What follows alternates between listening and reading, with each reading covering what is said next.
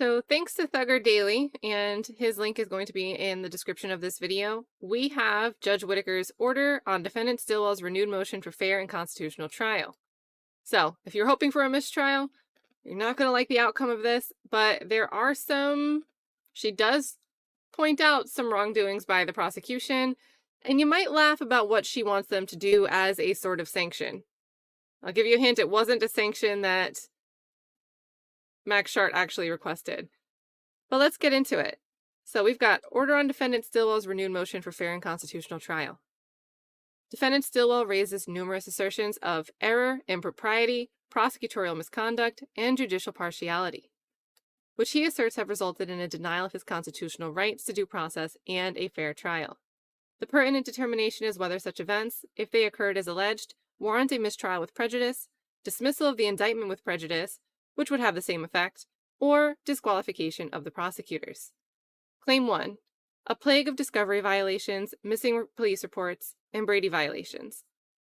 Discovery is being addressed. This court has ordered the state to timely produce all discovery and undertake a concerted effort to secure and provide all police reports, including asking current APD personnel, with specificity, to search for and produce reports on the case. So, she said she'd already written this, like today before she got in court, she just hadn't filed it. But yet today we had a lot of, state didn't do that yet. State has an issue with the APD. There were things that were hacked and they don't have the pictures. But here Judge Whitaker says that discovery, that problem's being addressed. As recently as the court proceedings of Friday, August 1st, 2024, the court confirmed the state's understanding that Brady obligations include the disclosure of material impeachment items and reminded the state of its continuing obligations under Brady. The state represented to the court that it has fulfilled all its Brady obligations. The court will address remedial Brady action later in this order. Claim 2. Prosecutorial failure to follow court orders, making of specious allegations against defense counsel and counsel for a witness, and lack of candor to the court. Any past failure of the prosecutors to follow orders of the court is a matter of record. Aside from the broad assertion of a denial of defendants' rights to due process and a fair trial, no specifics establishing this assertion, and no claim of resulting legal error is alleged. So, saying that Schardt didn't give me something to work with. Any potential error stemming from prosecutorial failure to follow court orders may be addressed on motion for new trial and/or direct appeal, assuming any conviction. Any specious allegations against defense counsel, counsel for a witness, or lack of candor with the court is, at minimum, extremely unfortunate, and we get a footnote. The court reminds all counsel, and this is bold, the court reminds all counsel that every Georgia attorney is bound by our rules of professional conduct and owes a duty of candor to the court. These ethical and professional obligations should be scrupulously honored, and prosecutors, above all, should endeavor to comport themselves so as to reach above reproach on such matters. The court understands that it has the authority to sanction counsel for violations of the rules of professional conduct that occurred during and impact on a case before this court. The court declines that invitation at present. So we could, but we're not gonna. However, any future persistent failure to abide by the rules of professional conduct or lack of candor with the court may trigger the extreme sanction of removal from the case. So this is like a zero more chances type of finger wagging, but I don't know if the zero chances thing stuck on the late discovery issue. So if we have a 0 chances left warning on this issue, is it really 0 more chances? So if we go back up to continue where the footnote left us, these items do not, however, establish a denial of defendant's rights to due process or a fair trial, with a second footnote. The state's June 7th, 2024 motion for immunity and compelled testimony of Copeland states, quote, on Thursday, June 6, 2024, after an encounter with defense team members and members of the Fulton County District Attorney's Office, Copeland stated to an investigator and to an attorney with the Office of the Fulton County District Attorney that Copeland might attempt to plead the Fifth in order to avoid testifying against members of YSL. Even assuming that this is a willful misrepresentation as opposed to an artful drafting or a misunderstanding, the gravamen of the representation is that Copeland had indicated he might plead the Fifth to avoid testifying in this trial. The sequence of alleged events is not the material aspect of the motion. So to continue the sentence, we're going to start it over because the footnote was in the middle. These items do not, however, establish a denial of defendant's right to due process or a fair trial, and the court at present declines to impose the extreme sanction of removal of any offending prosecutors. Claim 3. Improper evidentiary rulings by the predecessor judge. A defendant is entitled to a fair trial, but not a perfect one, for there are no perfect trials. Evidentiary error, which involves mistakes under Georgia's procedural rules and evidence law, rather than any constitutional violation, can be addressed in post-trial review. Claim 4. Mistreatment of defendants and their counsel by the predecessor judge. Aside from a blanket assertion, the motion does not detail any alleged mistreatment of defendants. And I'm going to predict that maybe mistreatment of defendants and their counsel by the predecessor judge, maybe in looking to make this decision, is why we heard her say, middle of the day today, I looked back at my decision on jury instructions, explaining that the judge is gone. And I do think now I'm actually going to allow the phrasing that Brian Steele asked for, the phrasing of disparaging comments made towards counsel in this case. And I wonder if maybe she made that decision while trying to think of her response here. Like, it was like, I'll give a little bone to Brian Steele, knowing that I'm going to not really award any sanctions as requested, any remedies as requested by Max Schardt in this motion. So mistreatment of defendants and their counsel by the predecessor judge. Aside from a blanket assertion, the motion does not detail any alleged mistreatment of defendants. So you didn't give me enough to work with. The alleged mistreatment of defense counsel detailed in page 9, paragraph 9, A and E, and H is not alleged to have occurred in front of the jury, and, even if accepted at face value, would not rise to the level of a violation of defendant's due process right or fair trial rights. As to remedies, the predecessor judge has been recused, and the contempt issue outlined is moot. Turning to alleged mistreatment in front of the jury. A judge has broad latitude in determining how to control the courtroom, and directing attorneys to, quote, sit down when overruling objections falls within that latitude. This court will give a remedial instruction directing the jury to disregard any disparaging remarks about counsel. There you go.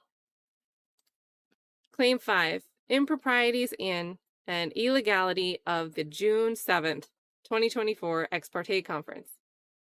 In open court. So she's going to say, in open court on June 7th, 2024, the prosecution requested an ex parte conference with the court.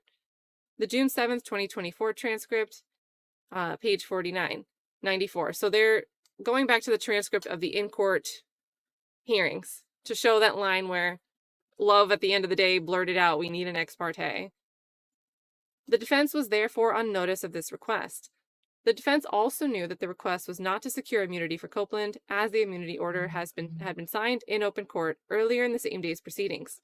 Even assuming a right to be present for this June 7th, 2024 conference, no one on the defense team objected to the request or sought more information about it, thereby waiving any right to be present for the conference. So, they sort of acquiesced to it. So she's citing here Nesby v. State, which also cites Hanifa v. State, for the proposition that, quote, defendant waived right to be present by failing to object after being informed of trial judge's meeting with the jury outside the presence of defense and counsel. I have a problem with this, though, because, one, we don't know if they heard it, but two, she's asserting, she's playing elimination on her own. She's using her own deductive reasoning to say what the ex parte wasn't going to be about. It wasn't about securing the immunity order, because the securing of the immunity order had already taken place. But it's not like when they requested the ex parte, she's saying that the defense should have known, just because they made that request facing like a couple feet away from where the court reporter sits. But how are they supposed to know what they were actually requesting one for, and that it would have been anything unusual that they should be present for? They weren't really disclosed or aware of the nature or what it concerned. So I don't know how I feel about this one, but I'm not a lawyer. As for the topic of this ex parte conference, defendant assigns nefarious intent to Prosecutor Love's and Hylton's representations about their interactions with Copeland's main counsel, Jonathan Melnick. We have a footnote here. On August 5th, 2024, Melnick supplemented the record with a statement in his place as to the representation of Copeland and addressed the asserted conflict of interest. So, it's apparently still counsel. We kind of know that, but we don't know the context of anything that Copeland and Melnick may have talked about. And we didn't really get an inquiry from Copeland about what he thought was going on the 6th and the 7th. Or really kind of the 10th. We kind of just heard that he was told he couldn't lie. He couldn't say that he killed Donovan Thomas, these two stipulations. The court at this point declines the invitation to so view their representations, but refers the prosecutors to its footnote 1 herein. So I think she's referring back to that one that kind of gave a 0 warning, right? Okay, cool. So she's referring back to this. However, any future persistent failure to abide by the rules of professional conduct or lack of candor with the court may trigger the extreme sanction of removal from this case. So we get another warning about the 0 last chance in this footnote 1. Defendant complains that comments by the predecessor judge during this conference reveal his partiality to the state. And this footnote here refers to the predecessor judge's remarks regarding outside agitators are virtually identical to the remarks he had just made on the same topic in open court, remarks which he addressed to all counsel. So she cites in the transcript a couple lines here, 63, 65, and 66, and which could not therefore logically include defense counsel. So she's saying this outside agitators comment doesn't apply to defense counsel, but she's only specifically addressing the outside agitators comment here, not tracking or any mentions of Schardt and Steele. So what else? Pretermitting the questionable accurateness of such characterizations, this issue has been mooted by the recusal of that judge from the case. On June 10th, 2024, at the behest of Prosecutor Love, the predecessor judge held an on-the-record in-chambers meeting. So, we're using that language. In-chambers meeting with Love and stand-in counsel for Copeland, Kayla Bumpus. Then they cite the transcript with the footnote. The defense also raises the specter of another ex parte conversation between the prosecution and the predecessor judge, or that a portion of the June 10th, 2024 ex parte meeting was not transcribed. Because the predecessor judge seemed to know that the prosecution had a list of questions for Copeland, despite there being no prior mention of such a list during the ex parte meeting. This knowledge is easily accounted for. The prosecutors had specifically referenced such a list of questions reviewed by Ms. Hylton with Copeland on the record during the prior Friday's proceedings. Thus, the innocuous source of the predecessor's judge's knowledge. But we don't really get anything addressing other things that may have been said and knowing for sure who was in the room or not. Maybe she'll address that in the next paragraph. On June 10th, okay, so we called it here. Following a recess at which time Love departed the meeting, Copeland and Prosecutor Hylton joined the meeting. Defendant's motion raises several challenges to this ex parte meeting. Did defendant have a right to be present? Did the ex parte meeting amount to coercion of Copeland's testimony? And did any Brady violations occur? Now, thank you, by the way. I see G-Lander for the $4.99. I vote for public broadcast of the prosecution team attending Brady class. Heck yeah, I think we all should vote for that. We want to watch it. They should have to do a group project. So thank you so much. Did defendant have a right to be present? Defendant is correct that this meeting was about more than just the parameters of Copeland's immunity and whether he understood its potential ramifications. The initial stage of the meeting, before the first break, centered on the prosecution's concern with whether Copeland's main counsel was laboring under a conflict of interest and what the logistics of handling Copeland's testimony with standing counsel. So, footnote here on this conflict of interest. The court sympathizes with Mr. Melnick's understandable indignation at having his professionalism and his loyalties to his client questioned. The court likewise appreciates defense counsel's umbrage. But because these topics were all ancillary to Copeland's immunity grant, the topic of the meeting remained at its core, and as asserted by the prosecution, Copeland's immunity grant. Because the meeting dealt with Copeland's immunity grant and its ancillary issues, it was not a critical stage of the trial at which the defendant had a right to be present. And then here, they're citing Snyder versus Commonwealth of Massachusetts. Criminal defendant has a right to be present when his presence has a relation reasonably substantial to the fullness of his opportunity to defend himself against the charge, but not when his presence would be useless or its benefits but a shadow. Now, do you think there were contents in that transcript where it could have reasonably been substantially related to the defense of one of those defendants, any of the co-defendants, where it wouldn't just be his presence would be useless? There'd be no point to have someone like Brian Steele and Jeffrey Williams sitting in on this meeting. No point to have someone like Max Schardt or Shannon Stillwell able to hear what was going on in this chambers room. I would say maybe there's some things they should have been present for that were on that transcript. But more so, what about the stuff that didn't get on the transcript? They also say, United States v. Gagnon, the presence of a defendant is a condition of due process to the extent that a fair and just hearing would be thwarted by his absence, and to that extent only. So, and not for nothing, but if they were present, and there was coercion, and Woody felt coerced, because we never asked Woody if he felt coerced, do you think the judge and the prosecutors would have been talking to him and explaining to him how long they could hold him in contempt? Do you think they would have been able to do that, or would have even tried to do that if a defendant and defense counsel were present? So, I'm not buying this at all. Footnote 7 here says, the issue of Brady material being generated during this ex parte meeting but not produced will be addressed below. As to the allegation made orally on Friday, August 2nd, 2024, that Brady material was revealed to the prosecution in an off-the-record conference between Hylton, Bumpus, and Copeland during a break in the ex parte meeting, see the court's separate order thereon. Where was I? Here. Okay. Defendant is correct that there are differences between the meeting in this case and the meeting in King v. State, cited by the state. Okay, so there is a difference, It's not, we just had a brief meeting. For instance, the meeting in King was to secure immunity for a key prosecution witness, and the defense was aware that the immunity hearing was occurring. Here, the defense was not given notice of the meeting, and immunity had already been granted to a key prosecution witness, so the topic was not whether immunity was in the public interest.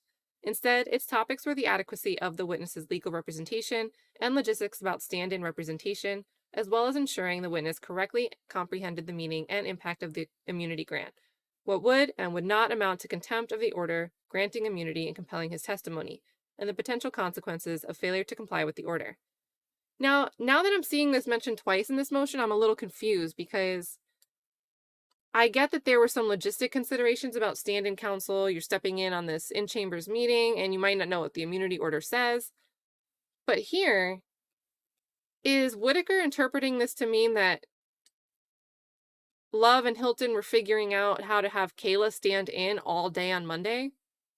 As in standing in to represent Copeland while Copeland was on the stand giving testimony? Because I think Whitaker is leaving that issue unaddressed. Like, she kind of seems to think that the meeting was about Kayla being there for longer than just this meeting then. Unless I'm reading into this wrong. It says, instead, its topics were the adequacy of the witness's legal representation and logistics about stand-in representation. I think maybe logistics is just a nice way of saying they were kind of disparaging Melnick, as well as ensuring that the witness correctly comprehended the meaning and impact of the immunity grant. I don't think that was their intent. What would and would not amount to contempt of the order granting immunity and compelling his testimony, and the potential consequences of failure to comply with the order. This paragraph writes like somebody that if they were holding this meeting themselves, these are the things that they would have been looking to do. And they're completely blindsided, like putting blinders on their eyes to how someone else may have done and intended to do things in the same type of meeting. The idea that I wouldn't do it, so I can't even conceptualize why somebody else would. But kind of each of these things she lays out here about the topic of the meeting, they really don't match up to me. But before I keep ranting, let me keep going. Let me keep going. Kushu, if you're serious, well, first of all, if you're joking, that's kind of funny too. But if you're serious, that's awesome. So Kushizuku says, I'm becoming a lawyer. You should, because I think like people that get passioned up about stuff, I feel like that's the drive that makes someone a great attorney. Someone that likes going to the courtroom every day. knowing that what they're doing is meaningful. So I totally support it. If you really are doing that, you have to like give updates. We got to know when you're like, you go from pre-K to year 1 to year 2 to year 3 through law school. That'd be so awesome. We'll get like scales of justice in your picture too. Oh, KRM, listen, I haven't trusted, you guys probably hear me say, I don't like to give the state benefit of the doubt, even though I might want to consider what I think a judge will do. I don't think the state deserves the limits of the discretion all the time. That it's always the government versus a defendant, and the defendant has certain rights that the state does not when it comes to criminal prosecution. So do I still? I didn't really, ever. But I am annoyed that there was enough here, it was known, and we have an excuse for each part of it. Yeah, I'm really annoyed. And I'm more annoyed that we have a footnote that says 0 more chances. This is like the third, and she referred to that footnote. So really this is like the third time we're getting a 0 chances warning. So, but good to see you, KRM. And yeah, that is saying, how does giving false legal advice so he can testify not equal coercion? It's the same as parents telling the kid that they won't be spanked if they tell the truth, but then still spank. Yeah, like, it just, like, reading this paragraph just seemed like you're saying all these things didn't happen, that they ensured the witness correctly comprehended the meaning and impact of the immunity grant, that they correctly explained what would and would not amount to contempt. In open court, Judge Whitaker, you've wagged your finger at them for not understanding and misleading them, misleading Copeland on how long he could be held in contempt. So this doesn't add up to what you've said before, and you're not telling us why you changed your mind. So yeah, thank you so much, Yadat. And then Mike G says this is dirty work. I'm with you. I am with you. But the state's reliance on King does not demand that its facts be on all fours. The legal import of King for this claim is that because the defendant's rights are not the subject matter under consideration in proceedings surrounding a witness immunity grant, a defendant has no right to be present for discussions with the tribunal surrounding witness immunity. The fact that here, discussions included what testimony would subject the witness to a charge of perjury, what would subject him to punishment for contempt of the order compelling his testimony, and what the sanction might entail, even if correct, does not change the analysis. Defendant's rights were still not the subject matter under consideration. So, see State v. Lowry, no right to be present at hearing to compel witness testimony pursuant to an immunity grant. We're getting some extras on Lowry in this footnote. Lowry found that because the hearing there also included discussions and rulings on the defendant's motion, a mid-trial motion in limine regarding the witness using, quote, street names during testimony, absence of the defense violated defendant's statutory right to be present, though any constitutional error was waived. Here, there was no ex parte hearing or discussion of any defense motions. This analysis confirms that the key to whether the defendant has a right to be present for witness immunity proceedings is whether, for some reason, the defendant's rights are also subject matter under consideration. Now, I disagree with this because a point of contention was they're going to hammer you. They're like taking creative licensing with the defendant's right to confront witnesses. So a part of the subject matter of this meeting was about the Fifth Amendment, which is a right that the defendant has. So I disagree, in my unlawyerly opinion, that there isn't an issue here relating to the defendant's rights. And not for nothing, but I don't believe there were outstanding motions at this moment in time, but technically there's been motions about the right to confront a witness in this trial.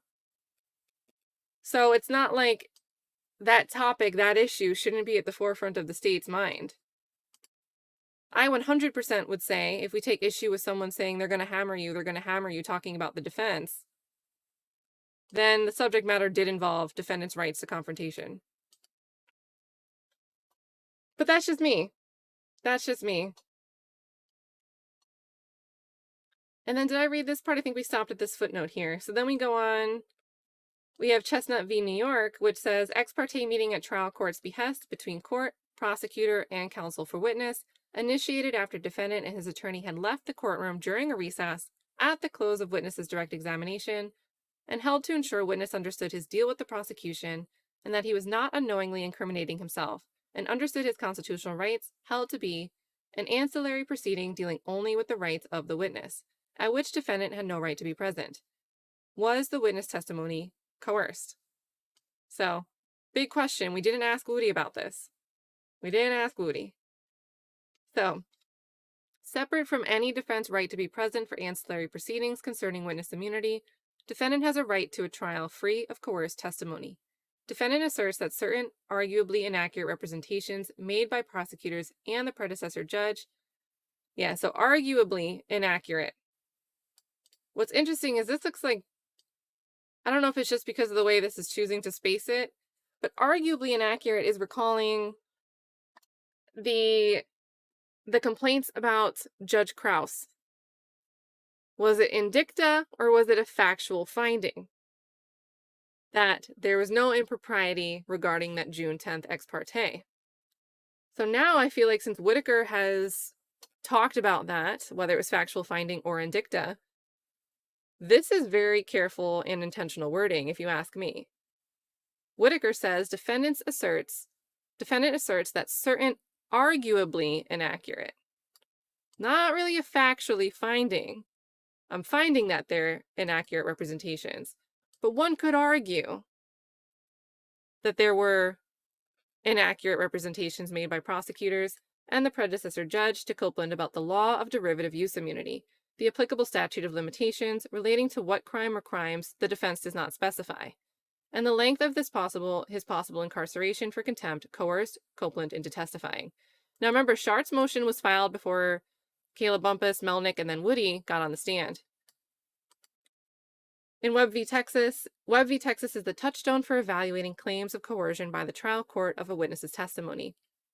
In Archer v. State provides another example of a trial court overstepping its proper role of neutral arbiter and rendering involuntary a witness's determination whether to testify. So,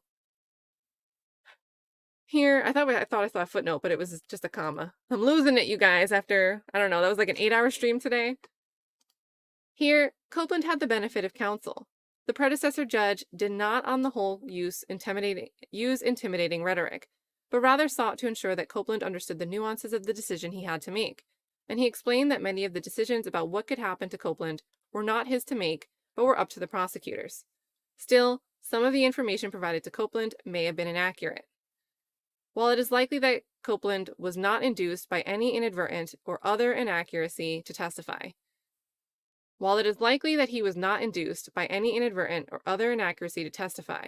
you didn't ask him, though. You didn't ask him. So why is it likely? Why do you find that it's likely?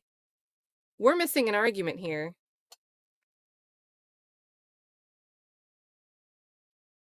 Because, first of all, one of the inaccuracies wasn't on the record. Telling him that, we know he didn't kill, well, that's kind of in the June 7th. But in combination, that June 7th testimony part where we know he didn't kill Copeland, right? That could be an accuracy issue. But two, Copeland saying that off the record, Hylton told me I couldn't do two things. Well, if he could do those things, if the letter of the law was followed, and Hylton was misrepresenting what he could or could not do, wouldn't that fall in this category here? But we're just dancing around it and saying it's likely that he was not induced by such things. The cleaner approach is simply to pretermit this issue, acknowledging past inaccuracies, and advise Copeland anew, which she already did. So she's going to say she already did that. This is the course that the court has proposed, and the parties have affirmed its efficacy. Footnote 9. Copeland has since been recalled into open court on August 6, 2024, and in the presence of his counsel Melnick, who also privately consulted with and advised Copeland, was provided clarifying and correct information on matters potentially impacting his choice whether or not to testify. All parties were present and consulted with the court prior to Copeland being re-advised. Notice we don't have a footnote about coercion. Notice we don't have that in a footnote. Was there a Brady violation? So this is our last issue of this motion, this order. This has been a long-running and multifaceted proceeding. Challenges have been myriad and formidable. Frustrations may have been mounting while fortitude was waning. And a needle in a haystack is not only sometimes difficult to find, but also easily overlooked. The court does not attribute bad faith to anyone on this issue, and yet, as soon as Copeland joins the June 10, 2024, in-chambers ex parte proceedings, he states, "I have never been truthful a day in my life until I just made this statement right now." Copeland may have little credibility. He may speak in hyperbole, but the fact remains that for a defense attorney, this nugget by a key state's witness is gold. So, when the prosecution not only did not reduce the statement to writing and produce it, but also asserted in court filings that the defense had no entitlement to know the context of the ex parte proceedings, this amounted to suppression, whether willful or otherwise, of what was objectively Brady impeachment material. So she is finding that, whether willful or otherwise, they should have disclosed this voluntarily to the state, to the defense. The defense now knows of this statement, and indeed of all of what occurred during the June 10, 2024 ex parte meeting. The contents of the meeting were ultimately revealed during the course of trial, and in time for the defense to utilize it. So basically, you know about it, so it's not Brady. So the failure to produce / suppression of this information. Failure to produce / suppression is an interesting slash because it's not the same thing. Failure to produce and suppression could have one may have an intent or not. The suppression seems intentional if you ask me, so these are kind of distinct. I wouldn't use a slash here. Of this information does not technically, with dashes, amount to a Brady violation. But the fact that a violation of a defendant's constitutional rights has been averted does not, under these circumstances, provide cause for celebration. What it does provide is cause for sober reflection and examination of processes, procedures, and approaches that permitted this likely inadvertent, but nonetheless serious Brady lapse to occur. Defendant seeks as a sanction the disqualification of the state's 2 lead prosecutors. Because this does not appear to the court to have been a purposeful violation, but rather a negligent overlooking of the impeachment value of Copeland's in-chamber statement, the court does not order their disqualification. At the same time, the court is cognizant that defendant's liberty, as well as the liberty of his co-defendants at this trial, is at stake, that the prosecutors involved are knowledgeable and experienced, and that this is not the first allegation of prosecutorial misconduct in this case. The court therefore orders, as a remedial measure, that the entire prosecution team working this trial submit to training on Brady and other professional obligations of a prosecutor. This training will consist of a video replay of training on this topic previously presented by the Prosecuting Attorneys Council of Georgia. The court will provide the video, and the viewing will occur under the direction of the court. So ordered this 8th day of August 2024.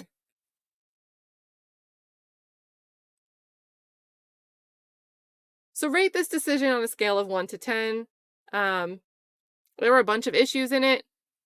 So, if you do think she was right on like a couple issues there, don't be afraid to like think 5 is a not fair answer. But I know most people are going to want to put like 0 or 10 if they don't want a mistrial or if they did want a mistrial.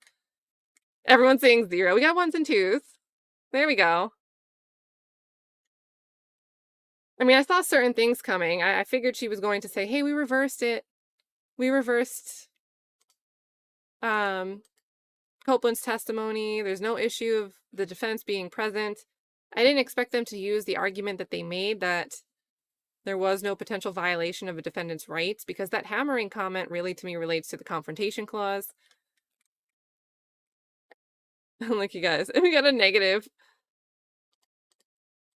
Praying Grammy Pammy says Judge Glanville wrote this. Sapphire gives a 3. Mike G gives a 3. We get a negative 19. Aries gives a 3. Red Bunny gives a 1. Mayoshi gives a 2. Robert gives a 3. We got a couple 2s, negative 5. Lots of 0s. We got a 4. You might be leading this one, Dominique. And, you know, some people, you know, just because someone gives a 4 for someone might be a 5 for someone else or a 3 for someone else. And shout out also to Pam B for becoming a member. Dominique had also said, the Alec Baldwin judge would be rolling in her grave if she got this case. I'm inclined to think so, Judge Summers? I'm inclined to think so, and she didn't hesitate to make the decision. She said, all right, you withheld something? And you're the prosecutor Morrissey, she got on the stand, tried to say it wasn't, and nothing in bad faith. She did what she was supposed to do, and talked and talked and talked just for Judge Summer to say, no, this is a mistrial with prejudice. Such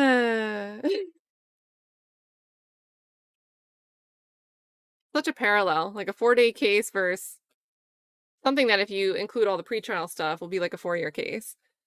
Thank you so much, Dominique. And Mike G had also said, go back. The judge kind of blocked them from asking Woody if he felt pressure. She's part of the bowl. I agree. I mean, maybe we can pull that quick. That was Tuesday this week? Was it Monday this week? Don't ask me for what day it is.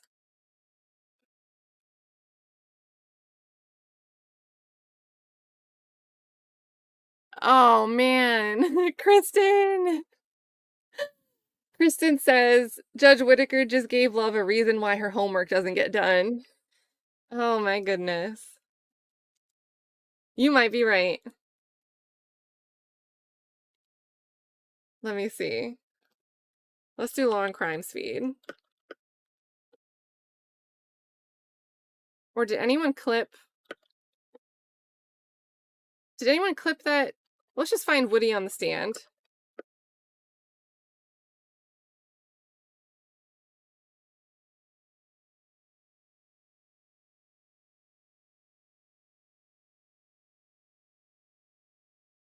All right, so I'm going to share over on the screen. And what his consequences are. Not just you. Okay. So, Your Honor, in the interest of not having sort of the opposite effect on him, and I'm not suggesting the court, but I'm right now. All right. Hello again, Mr. Copeland. Your attorney, Mr. Melnick, is with us by Zoom right now. You can see him on the video screen and he can see you. If there's any time you want to talk to him privately, let me know that. And I know y'all have had an opportunity since you and I spoke this morning from the bench and the stand to talk about the fact that the state is not interested in you pleading the fifth, and in order to avoid you pleading the fifth, they have secured an order that says you now can be essentially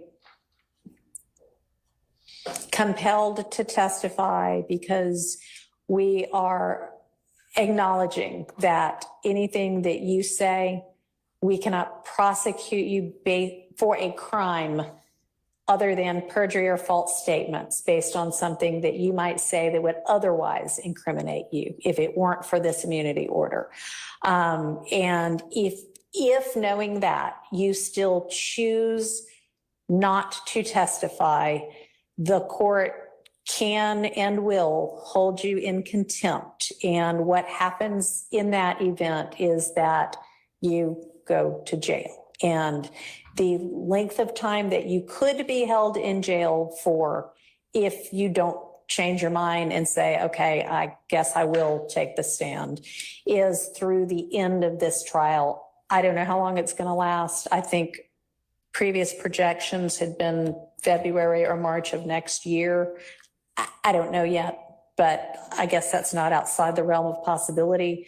But it would only be through the end of this trial. It would not be through the end of whomever else might be severed from this case and tried later. And I know Mr. Melnick's talked to you in more detail about that. So I want to see if you have any questions of the court about that. I didn't understand. Now you said at the beginning. Didn't understand anything. All right, so. No, I'm saying like, I heard you, but I don't know what you're talking about. Okay, so tell me what it is that you'd like more information about. You said something about what they said about immunity? Yeah, What you mean? okay. Does anybody, I think I've got the order. Mr. Melnick, have you reviewed the immunity order with him? Oh, you Been saying over it's it, the but- same from last time? Hang on a second. Yeah, the same one as last time. Yeah, Yes. that one. So that's the one I'm talking about. And that is still in effect. So you're saying that changed? It has not changed. All right. So what has changed is it's my opinion that I cannot hold you in jail if you refuse to testify beyond the end of this trial. I think you had maybe been told something different earlier, and I don't think that is So I ain't gotta wait till accurate. every defendant that's not here. Correct. But you would, if you choose not to testify despite this order, you would potentially be held in jail through the end of this trial, which might be February of next year, might be March of next year. I really don't know. It ends when it ends. And the state has 100 more witnesses, and I don't know, any defendant might also have witnesses. So it could take a while. But that would be the end of it, would be the end of this trial. Okay? So do you have any other questions? Mm-mm. Okay. And do you want to talk to Mr. Melnick any more about this particular issue? No. All right, so I'm going to ask you right now because I'm planning to have the jury back on Monday. And I am going to We'll get tell this last them, line again, because why not? we would essentially start over because I want you to have a voluntary, to an extent, choice and knowing choice whether to take the stand and be questioned and cross-examined or not. Knowing that if you do, other than if you lie, as Mr. Melnick's discussed with you, and it's something the state knows and can prove, they could charge you with perjury or false statements, but they can't, if you say, if you incriminate yourself about another kind of crime, they cannot use that to charge you with a crime. And they can't say, Well, can I speak? you can, I yeah, have if you told have the a, state, huh? I have told the state I have lied and lied and lied and I lied. know. And So how are they gonna be able to question me? I mean, that'll be their problem. That's their case to make or not make. I mean, that's not for you or me to worry about. So They said they're gonna be able to charge me if I lie. Like when it's up to them to choose when I'm lying. not prior. You've said you've lied and lied and lied in every, I don't know what you've said, but let's even say you've said you lied in every statement you ever gave to the police. If you get on the stand and say that again, or if you say, all right, this one was the truth, that one they cannot charge you with perjury for, because those are things in the past. What they might be able to charge you with is, I don't know, I mean, give me an example of something that you know he didn't do, and well, maybe not, never mind, don't do Can I that. give you an example for what they told me? Yeah, yes, and then I'll see whether that's what I think or not, yes. So she said that the only reason she won't lock me up, I just want to know if it still applies. She Okay, said if I do two things, if I plead the fifth and I say that I killed Donovan Thomas. okay. She said if I don't say them two, she will not lock me up. All right, what was the first one? Pleading the fifth. Say it again. Taking the fifth, Judge. Taking the fifth, okay, right. And you can, Now, this is a great example. Oh, on June 7th in open court, the state asked for an ex parte, therefore the defense knew that they were going to have an ex parte meeting. But here we have him say something loud and clear. I heard both parts just fine every single time I've heard it. I never had to replay it to hear what was said. She goes, "What, can you repeat the first one again?" As if she didn't hear the first one, but maybe heard the second one just fine. But to me, it seems like she was routing to focus on the first one, because she never asked, what was the second thing that you said? Or comments to address the second thing he said. So to me, that seems to suggest it's likely, because that's her language, it seems likely that you avoided number two, point number two. no longer, so taking the fifth means I might say something that gets me in criminal trouble. I might give you evidence against me that you could then use against me. That's what it means to take the fifth, is say, I am not going to give you evidence to use against me to charge me. When they give you that immunity order, immune just basically means we can't do this anymore. It's like if you get an immunization, oh, I'm not going to get the measles now, right? Because I'm immune from it. Because it's like getting you a shot that says, I can admit to a crime on the stand, they can't charge me with it. They have said you no longer have a privilege against self-incrimination because we have committed to not being able to prosecute you, not being able to bring criminal charges against you because of what you say. We cannot take that evidence and use it against you. We can't take that evidence. If you say, well, I committed some crime. Here's what I committed it with. I buried it in the yard. They can't go dig it up in the yard and then say, well, we've got this. They can't use any of that. So that's why taking the fifth at this point would get you in trouble. Being held in contempt is what we So what if they don't have formally call it. they facts together? Like they saying something that they don't know what they're talking about, and then they ask me about it. They can ask you about anything they want to. If in your answer you admit to a crime, they cannot charge you with that crime. Now, if you admit to a crime and they have evidence that is pretty certain that you did not commit that crime. For instance, somebody gets robbed yesterday and they have proof that you were in Europe yesterday. There's no way you could have committed that crime, but you say, yeah, I committed that crime yesterday. That was here in Atlanta when they know you were in Europe and they got video of you in Europe and you sent a postcard that said, I'm having fun in Europe. That would be proof. I also have a confusion about these examples because a key point of this case is RICO, that somebody was ordering things to happen or they were doing it in furtherance of what they thought was expected for them to do to enhance the gang's presence or in furtherance of gang activity. All of this stuff where it's an overt act. So how would the example of someone not being present in the context of this case be a good example here? How does that mean they weren't part of the conspiracy? Right? There is no real, we can prove you didn't do it when one of the charges in this case is like count one. So that's just an example. I think it's a stupid example because I think the way RICO's being applied is stupid and overreaching. Proof that you're lying. And so that they could charge you with perjury for, okay? Or false statements for. Okay. Okay? So what I want to know from you is when we have the jury back on Monday and you're still under subpoena, so you're still obligated to come, and I'm asking you now, when they're like, all right, we're calling Kenneth Copeland, are you going to say, okay, ask me what you want to ask me. I'll tell you whatever I'm going to tell you. Or are you going to say, nope, I don't care if you throw me in jail. I'm not saying a word. I am not getting on the stand. It depends on how I wake up. Okay.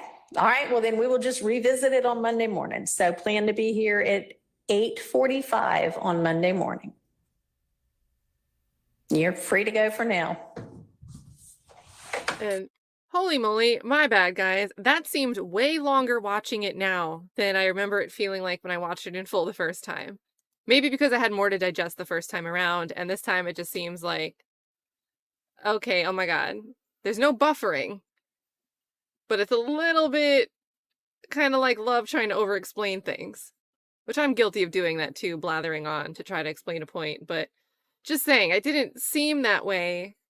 I think I was in the chat like, oh my god, Woody just said the thing. So it's probably a bit more exciting to watch the first time. But, like, holy moly. And to address some of the questions in the room, I did want to drop the link. Hey, Biz, are you still in the chat? If you want to come up, you can come on up. Coco, I just saw your message about Max Schardt.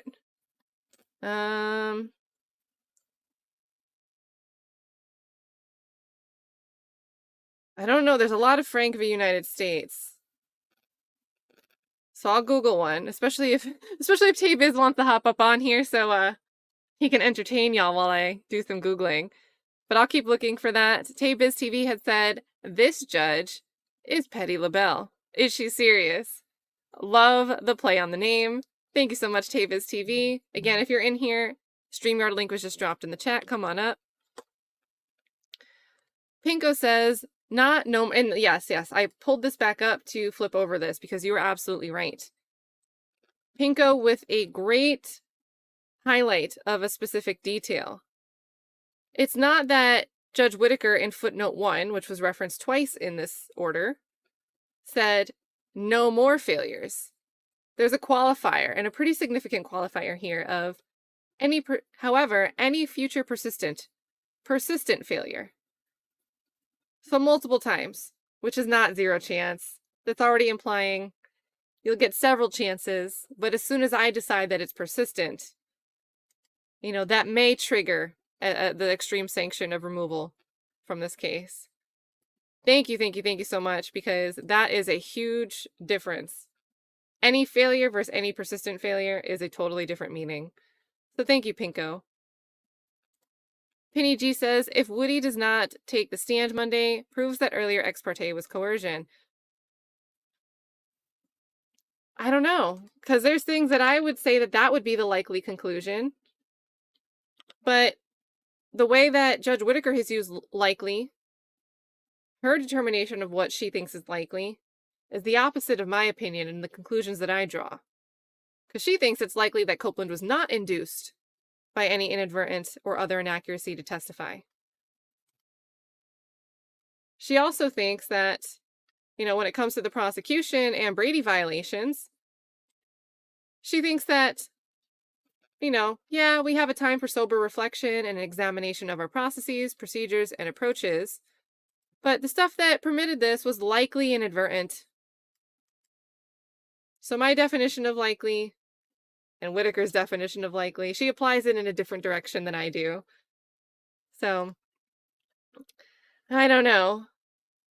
I would say that if he doesn't take the stand on Monday, he, 1, doesn't trust the state, 2, doesn't want to say what he should understand he's protected from saying, 3, doesn't want to give the state what they want, 4, maybe he wants to help the defense. I mean, there could be a whole bunch of reasons he doesn't want to take the stand. I actually think he will take the stand and he'll try to blurt out those same things that he felt like he wasn't heard on. You could watch his fingers. As soon as he was asked, what was number 1? Can you repeat that? He was tapping his hands like this on the witness stand, the wood, and just waiting while Whitaker blathered on and on about the first thing he said and ignored the second thing. I think he might get back up on the stand and say, hey, can I say something? Can I talk? And then say the same thing that wasn't heard this week. So I don't know. I think there's things that can make it look like coercion, but they didn't ask, and I don't know. Where was that one footnote? This one. The question of his understanding of information and his representation of counsel, Whitaker made sure to note in a footnote here, but we get nothing on the coercion, just her conclusion that it likely wasn't coercion. So thank you so much for your support, Penny. And then MKWN says, how does this affect Weinstein's motion? Now, Weinstein had a separate issue of how do you get the jury to actually disregard something? And I think what we're going to see in response to that is we're going to do what the case law says, and that is to poll the jury. And since we are supposed to expect that the jury will do the right thing and follow instructions, if we issue instructions and we follow what the case law says, that when you issue a curative instruction or like such a instruction to disregard something that they may have seen, you should poll them to make sure that it's possible that they agree that they will disregard that thing. So if we issue the instruction and we poll them, we should be good. So I don't think that this decision really relates to Weinstein's separate argument on that topic, but I can already predict the response to that argument that Weinstein made. So thank you so much for the super chat. Court Corruption Watcher, well, great time to tune in. Court Corruption Watcher says Williams v. Georgia. So Jeffrey Williams' appeal, probably headed by none other than the Honorable Attorney Brian Steele, is going to be a site that is well known as Brady. Yeah, so anytime you see like a Brady violation and references other supporting cases, you're going to see that Williams v. Georgia. I would like to see that. Garrett, thanks so much, Garrett. Garrett says the judge tipped her hand. Definitely in big trouble. She will say mistrial without prejudice due to the jurors. So coming up on Monday with that juror instruction and the polling the jurors to see if they can actually do that. Disregard Woody's testimony. State gets a do-over. She acts fair, but this is dirty. Mark this. Yeah, and the thing about a do-over is kind of like, I don't know if the state will learn their lesson and present their case better the next time. But if they start with a different judge, they could be corralled into having a better case the next time around. And it's for what it's worth, if they have a better case because there's evidence there, there's actual merits behind their case, it is what it is. But if they are just scrambling to try to piece together a case based on a snitch trying to get the target off their own back,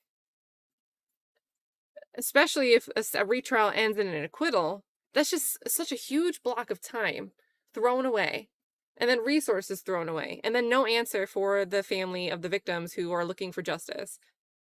So it makes me angry. It makes me angry. But yeah, we're going to have to see what happens with this polling of the jury on Monday. Chunky Ducky says, cute name, by the way, and cute picture. We got to count all of our ducks, remember, even our chunky ducks. We got to turn them all over to the defense. I hope Woody gets on the stand and says he was coerced. I mean, he might. He might. He already tried to say, I told them I lied. I told them that I'm a liar. I lied about everything I told him. He could say that same thing in front of the jury. Can you imagine if the state wants to excuse the jury from the room because Copeland says something like that within the first 3 or 4 lines of him getting up on the stand? Now the state has the issue. I would love to see it. I think Monday's going to be very interesting. I think we'll get less testimony than we get arguments. Oh, thank you so much, Chunky Ducky. Love to see that picture. Mike G says, no big fat whoppers. She didn't ask about the whopper. Yeah, she's going to ignore that quote. Therese Hughes says, if the defense loses and takes us up on appeal, this may get thrown out. The judge wants to try this case so bad. I get it. Mistrial due to misconduct is complicated. Cases have ended for less, though. Yeah, and I don't know when you got in here, Torres, but, we had recall earlier to the Alec Baldwin trial, and 4 days in, we're dismissing this because look what you did, Carrie Morrissey. Look what you did. You thought that you didn't have a theory, that you thought this evidence would be relevant. You didn't give the defense a chance to decide. And they could have found, hey, someone brought in casings that were improperly filled that looked like dummies, but were actually live rounds. It could mean that even if Alec Baldwin checked and did all of his safety checks before he pulled the trigger, he could have still thought what he was doing was safe, and he would never know the difference. So the defense could have come up with some theory, some way to use that evidence. It wasn't the prosecutor's right to decide. Judge Summer said, we're out. 4 days in, no, this is it, we're done. Because even I can't tell these apart. So here were years and years, months and months. So years of investigation, months of this trial. And we have 9 pages with all these different points saying, well, it doesn't rise to the level of an extreme remedy. Well, it's likely that that's not what actually happened. Or you didn't give me enough to work with. You just kind of made generalizations. So I get that mistrial due to misconduct is complicated as well. I agree with you. I think she's finding very creative ways. I do think she's finding reasoning. I think she's finding a reason, a way to cure things, right? She is following case law when it comes to the jury instructions and polling them. So that's very interesting. But if you can always find a technicality somewhere, is that just? Is that just? Thank you so much, Torres. Pinko says, palate cleanser, John Dalen versus Jen Camp. Okay, I'll have to bookmark. I don't know when I need to make time for some palate cleansers. I was really happy to watch the Corey Harris update yesterday. Just like happier news. Oh, we've got some defamation going on in that case. Okay, let me put this in my favorites and we'll have to see. We'll revisit this, Pinko. Thanks for the late night reading. Guys, as a quick summary, the case that Pinko's referencing here, John Dalen versus Jen Camp. Got some defamatory videos. Okay, this is an oral thing, so I'm not getting much of a summary here. Oh, it's a radio station. So Radio Free Mormon and his ongoing reporting of the civil suit in Salt Lake City between John Dalen and Jen Camp. Okay, cool. We got stalking, defamation, and a lot of back and forth. So I don't know, I might look into that because I do like defamation arguments. And I've been waiting on an Elon Musk update with the Ben Brody lawsuit. SJK says, Judge Whitaker throwing excuses like money at the strip club. Okay, but which one? Which club is she going to? Thank you so much, SJK. Celeste, good to see you, Celeste. Thanks for all the streaming today, Kat. You are welcome. I was laying down and I got the tag notification like, the order is filed. So here I came running to you guys. Thanks for being here. Thank you, Celeste.